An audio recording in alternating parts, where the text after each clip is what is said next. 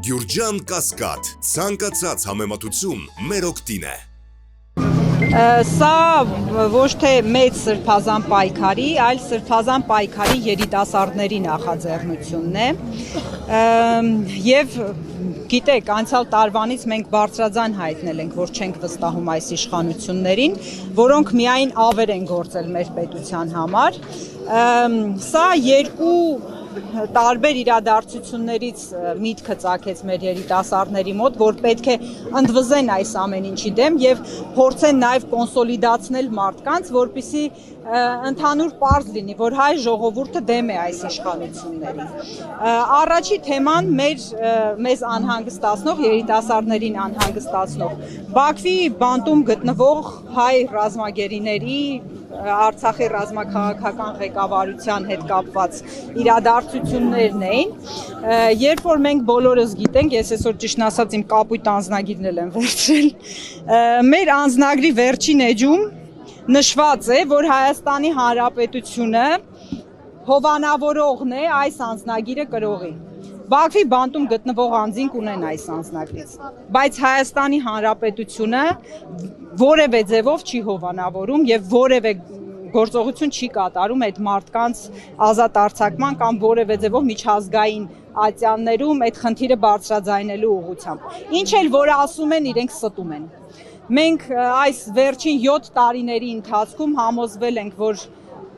կառավարության ղեկավարը ստախոս է եւ իր ամբողջ թիմը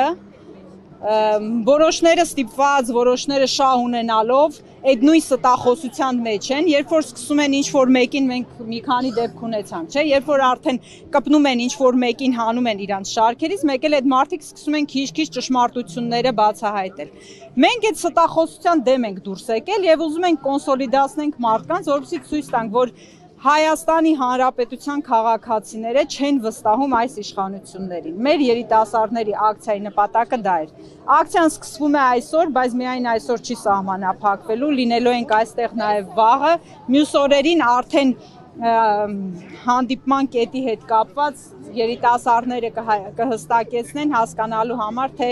որ տեղում է ավելի հարմար անցկացնել, որովհետև պլանավորվում է նաև դեպի համալսարաններ գնալ, համալսարանների բակերում ուսանողությանը ներգրավել, որովհետև իրենք երիտասարդներ են, ավելի լավ են հասկանում,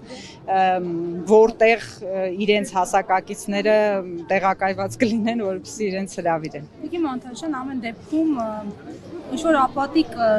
դրսևորումներ էլ կան հենց երիտասարդների շրջանում, օրինակ շատերը նշում են մի քանի անգամ դուրս ենք եկել պայքարի, հաջողության չենք հասել, իշխանափոխությունն այդպես էլ չի եղել, հետևաբար ինչ անել, որպեսզի այդ տրամադրությունները օրինակ վերանան։ Անցյալ տարի հենց այս օրերը, որ վերցնենք, ապատյան ավելի շատ էր,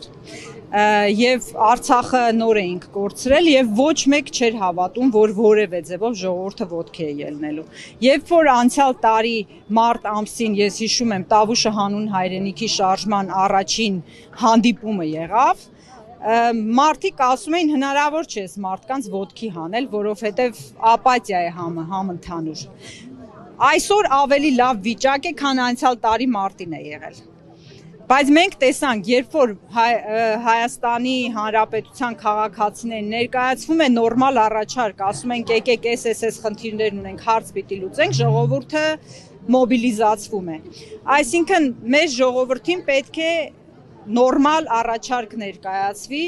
որևէ գործչի կամ որևէ խմբավորման կողմից, որպեսզի մարդիկ կոնսոլիդացվեն, զուտ դրա հարցն է իմ կարծիքով, դա իմ սուբյեկտիվ կարծիքն է։